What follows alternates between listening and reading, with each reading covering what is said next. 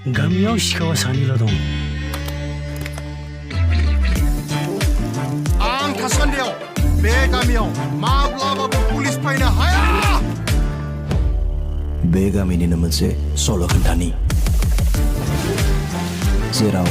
मिथिंगाया सोमखोर मानसिफोरा गुबुंले गामियाव सिखावनो बिसोर बेसेबां फैसा होदोंमोनलाय 20 लाख लाइमोन सेंग्राफोरनि बुथुवा मेलायाव हले गोसोनि आरजायै खोथा नाथाय सानसेखालि दावराव दावसिनि गेजेरावनो सोमजियो मोनसे गिदिर सोंथि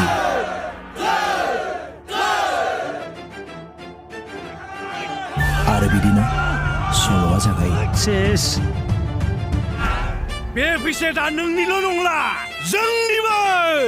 केनेगै आंनि खर'आ मोनसे बुद्धि दं मोनसे बुद्धि दोङो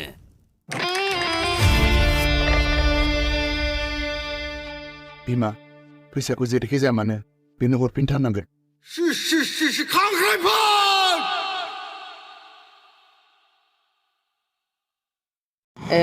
आरो नोंथांमोननिसिमबो खुलुमनायखौ बावहरग्रोबाय। आं बे खांख्राइ फिल्माव आङो एक्टिं खालामनानै थारमाने जोबोद मोजां मोनदों। जोंहा बे जिथु खांख्राइनि डाइरेक्टर माने सानसोरां खाख्लारि बिथांनि मुभियाव माने आङो एक्टिं खालामनो मोननानै माने गावखौनो बिराद प्राउड आरो मोजां मोनदों। आरो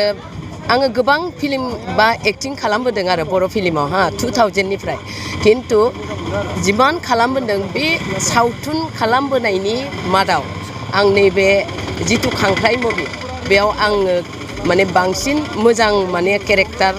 खालामनो हादों होननानै आं गावखौ एसे गोग्गानाय मोनदों आरो निजेबो नायबाय आरो मोजां मोनदों आरोखि। आरो फैगौ आरो जिथु माने फैबाय थानाय समाव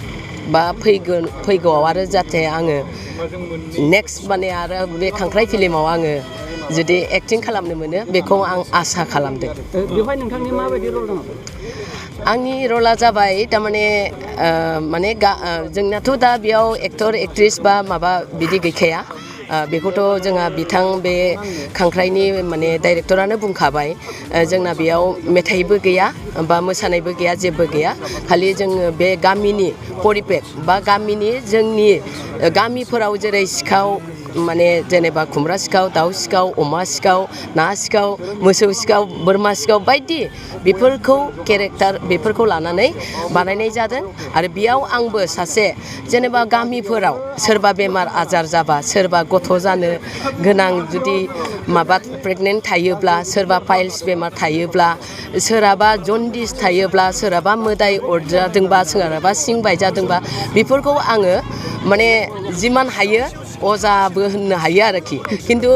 दायनि नङा बियो फाहामनायसो गाज्रि नङा आरो सोरखौबा बानायनांगौ बेबायदि केरेक्टार नङा आंनिया माने एसे माने फाहामनायसो आरो माने बेखौ बुंनो थाङो मा फैसा लभि आरो माने फैसानि थाखाय आङो किसुमान माने डाक्टारनाव थांनो होआ आरो माने बै बेमारिफोरखौ थारमाने सप्तासेयावनो आं फाहामनो हायो जेनेबा आंनि केरेक्टारा आरो माने जुदि डाक्टारनाव थाङोबा मास मोनसे नांगोन आरो माने आं नों जुदि फाहामजायोब्ला आं फैसाबो मोनबाय सप्तासेयावनो फाहामनोबो हाबाय बेबायदि आरो आंनि केरेक्टारा। सावथुन देग्लाय बोसोर रिलिज जानो थांगासिनो दं तामुलपुर जिल्लानिफ्राय बिनि डाइरेक्टरानो जाहैबाय सानसोरां खाख्लारि। सानसोरां खाख्लारिया जाबाय जोंनि बड' फिल्म इन्डास्ट्रिनि सासे गोदानै जाखांफुनाय डाइरेक्टर राइटार आरो गोबां टेकनिकेल खामानि मावो बिथाङा इन्सट्राक्टर। बिथाङा लास्ट जोंनि फर्थ बड' फिल्म इयार फांसनाव खुंजानाय जोंनि जा फार्स्ट बड' शर्ट फिल्म कम्पिटिसन बै कम्पिटिसनाव बिथाङा देरहानो हादों। दा बिलकिस हवाइट होननाय मोनसे शर्ट फिल्म दंमोन बै शर्ट फिल्मानो बिथांनि सिनायथि आरो जों बिथांखौ बै शर्ट फिल्मनिफ्राय सिनायनो हादों। आरो बिथांनि जा खामानि मावनाय टेकनिकेल डेभेलपमेन्ट बिथांनि जा मोनसे हाई क्वालिटिनि मोनसे प्रडाक्ट लन्च खालामनाय जादोंमोन जों बेयावनो बिथांखौ सानदोंमोन जे बिथाङा सासे मोजां गोदान दावगाफु बर' फिल्म मेकार जागोन होननानै। आरो बिथाङा दिनै मोनसे आबुं सावथुन रिलिज होनो थांगासिनो दं जायनि मुङानो जाबाय खांख्राइ आरो जों दिनै ट्रेलारखौ नुबाय आरो गासैबो रायजो राजा दा इउटिउबाव नुनो थांगासिनो दं। बे दिनै रिलिज होनाय जाबाय गासैबो नायनो हागोन। आरो बिथांनि जा कनसेप्ट बेयो खोब माने इउनिक बिथाङा मोनसे कनसेप्ट लानानै बे सावथुनखौ खालामनाय जादों बेयाव माने साफ्रोमबो केरेक्टारा इम्परटेन्ट होननानै बिथाङा मेनसन खालामदों आरो लकेल जायगायावनो लकेल टेकनिशियानजों आरो लकेल सिनारि आरो लकेल इकुइपमेन्टस लानानै बिथाङा फुल मुभि मोनसे कमप्लिट खालामनायनि मोनसे टारगेट लादोंमोन आरो बियो दिनै जाफुंबाय आरो बिथांनि जा कुवालिटि बेखौ रायजो राजायाबो खोथागोन नायखांनायनि उनाव मिथिगोन आं गासैखौबो ट्रेलारखौ नायनो खावलायनाय जाबाय दा बिथांनि जा फिउचार जों खोब मोजां फिल्म मेकार दिनै सासे मोनबाय होननानै आं दिनै फोसावनो सानो आरो जोंनि एस'सियेसननि नोजोराव बिथाङा मोनसे आबुं सावथुन बेबायदि फुल मुभि खालामथों होननानै जोंहा हास्थायनाय दंमोन आरो बे लेखायै बिथाङा दिनै कमप्लिट खालामनानै दिहुननो हादों आरो उनावबो बिथांजों लोगोसे माखासे प्रेसार थागोन जाहाथे बिथाङा मोजां सावथुन दिहुनो इउनिक जाय सावथुनफोरा बर'आव जाफेराखै बा प्रडाक्सन जाफेराखै बेबायदि सावथुनखौ बिथाङा जाहाथे उनाव खालामो जों खावलायो खोब बाख्नायथाव खामानि मावदों बिथाङा गोनां जिखिनि सावथुनाव खोब कम्पिटिसन जागोन खोब गिदिर प्रडाक्सनफोरा फिल्म खालामनो लागासिनो दं दासिम 12-13तासो ओरै शुटिं जागासिनो दं माखासेया रिलिज जासिगोन माखासेया कमप्लिट जाबाय माखासेया जागायहांदों बेबायदि खोब 12-15तानि गेजेराव देग्लाय खोब हाइ कुवालिटिनि फिल्म ओंखारगोन होननानै आं सानो जिखिनि डाटा गोलैदों आंनि आखायाव बे डाटानिफ्राय जों मिथिनो हायो जे देग्लाय माने खोब टाफ जागोन आरो माने मार्केट हमनाया आङो दिनैथ' बे खांख्राइ सावथुननि ट्रेलारावनो थाबाय आं दहाय एसे मोन्दों आं निउसखौ दासिम नायजोबनो मोनाखै दसे उनाव नायगोन बाथ्राया ओरैबायदि जिखिनि दा निउसाव ओंखारदों जाय दाय मावगोन बियो साजा मोनगोन बिसाया जेनेबा जों प्रेस्टिजियास मोनसे दिनैनि समाव संगठन बेयो जोंनि प्रेस्टिजखौ जाय माने हानि खालामगोन बिथांनि सायाव बिसाया जेब्लाबो मा होनो बेखौ बिथांखि लानाय जागोन आरो दा बिथाङा जिहेतु आयेननि नोजोरावनो दाय मावदों बिथांखौ आयेना साजा होगोन बेनि अनगायैबो बाथ्राया जुदि सैथोमारब्ला बेखौ लानानै आयेनाबो बिसार खालामसिगोन आरो जिहेतु जोंनि बड' सावथुन मुलुगनि सासे मानसिमोन बिथांनि सायाव जों माबायदि बिथांखि लानाय जागोन बेखौ थाबैनो बिसाया सावरायनानै रायजो राजानि गेजेराव फोसावनानै होनाय जागोन बे जानो हायो गिदिर बाथ्रा नङा जिहेतु पार्सनेलिटि होननाय बुस्थुआ गावबा गावनि बाथ्रा बे जेनेबा हय आर्टिस्टबो जानो हागौ सोरबा बेलेग प्रफेसननिबो मानसि जानो हागौ बेयो मानसिनि गुननि सायावसो निर्भर खालामो गतिके बेयाव दा सोरबा सासेनि थाखाय गासैबो आर्टिस्टआ बिदि बा सोरबा मोजां प्रफेसनाव थानानै बेबायदि मावनो हामा मानाङा बे बाथ्राखौ जुदि बुङोब्ला जों खोब माने क्लियार नुहुरो आरो माने बाथ्राखौ दा बेबायदिनो जिहेतु जोंनि गेजेराव जोंहाबो मोनसे एस'सियेसन दं जोंहाबो मोनसे कालसार दं जोंहाबो मावनो गोनां खामानि दं अन दा कन्ट्रेरि बे केरेक्टार गावबा गावनि जा केरेक्टार बेयो जाहाथे थिगैनो थायो जों बेनि सायावबो बिसाया माखासे प्रजेक्ट लाबोदों खामानि मावबोदों दा बिथांनि सायावबो सावरायनांगौ दं होननानै बिसाया दिनै सानगोन आरो साननानै खोब खम समनि गेजेराव जोंहा सावरायनानै माखासे बिथांखि लानाय जागोन बेखौ बिसाया फोसावनानै होगोन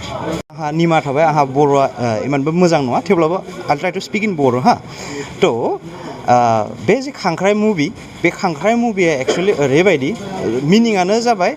जे मोनसे जुदि खादायाव बा जेरावबो खांख्राइफोरखौ दोनो होमब्लाथाय जेब्ला दाउखौ नागिरो होमब्लाथाय माने बाखि खांख्राइया माने बे मोनसे खांख्राइखौ माने हमना लाखियो आरो ना थ' दा बे खांख्राइ मुभि जेब्ला बनायो जोङो इट्स एन्ड एभ्रि केरेक्टार गासैबो केरेक्टारा जेब्ला जों फिल्म नुयो फिल्माव जों ओरै नुयो जे बे केरेक्टारा हिर' बे हिर'इन बाट जोंनि मुभियाव दाउ अमा बोरमानिफ्राय गासैबो केरेक्टारा माने इम्परटेन्ट माने गासैबो हिर'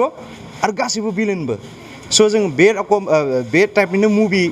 एक्सन थ्रिल कमेडि मुभि लाबोदों खांख्राइ बेनो बेयाव थागोन